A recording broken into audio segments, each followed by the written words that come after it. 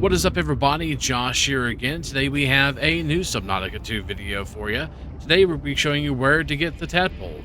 Let's get into it, shall we? For this method, I would suggest you at least have a standard air tank. That's all I suggest. You can have an air bladder too. That will get you back up to the surface to get air quickly. But other than that, that's the only two things I'd say you probably should make. They are quite easy to make when you first start out the game. But we're going to be heading to the very first one, and it is going to be located about 146 meters south. And it's going to be about 92 meters deep. So we're going to go ahead and head south and go 92 meters deep. You're going to see a wreck right here. It's right here at the Welcome Center, just down right below it. This is the very first tadpole that you can find in the game. Very, very close to the life pod. And we're just going to bring out our scanner here and go ahead and scan the first tadpole fragment.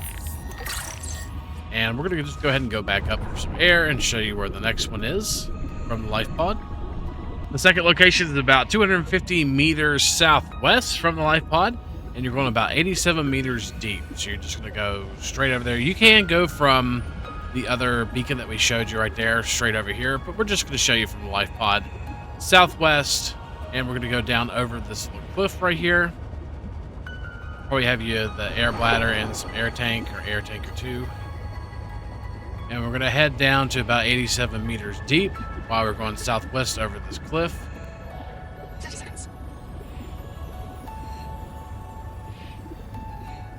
And over here to the right, you're going to see like a little red circle that you can go into for air.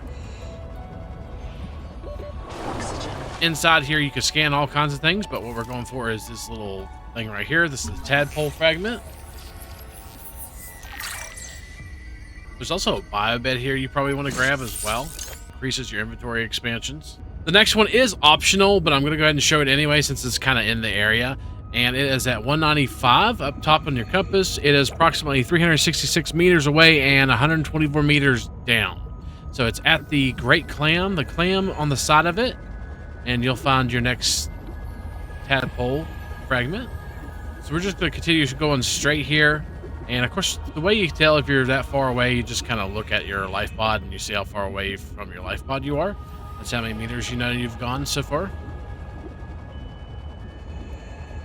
If you just head straight 195, even on the top of the ocean here, you're still going to be able to see the giant clam. It's quite easy to spot. Watch out for these little jellyfish. If you're looking down, you can see the giant clam from a mile away, really. And down by the giant clam, there is a tadpole fragment. Now, what I would suggest doing is going up and getting a full dose of air.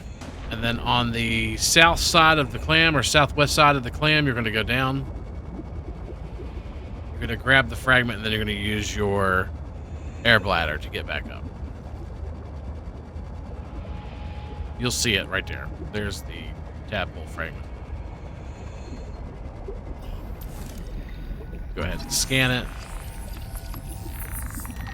And then just air bladder back up.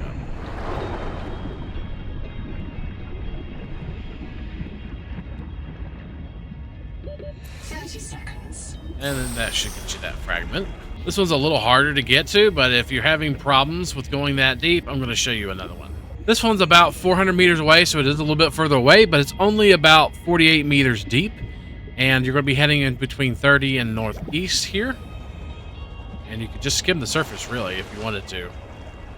Swim on the surface and get to this one.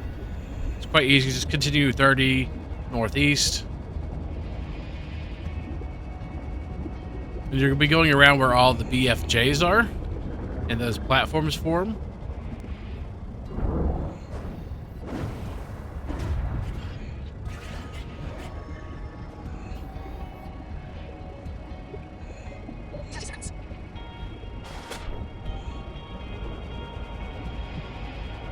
And down here, next to a bunch of rocks, you're going to see the easy to get tadpole fragment right here. Scan. There's a predator here, so be careful, but you can get the tadpole fragment right here. Like I said, it's about 400 meters away, 45 deep.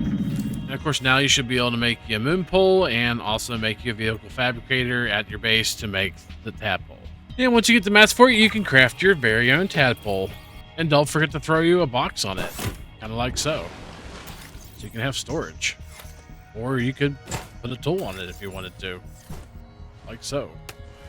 And that's going to be it for this video. Don't forget, if you like what you see, to like, comment, subscribe, and all that good stuff. Subscribing will get you more Subnautica 2 videos and guides just like this one. If you're interested in getting all the upgrades and chassis for the Tadpole, a video should be popping up on your screen now. Check that out. And hopefully, we'll see you next time. Peace.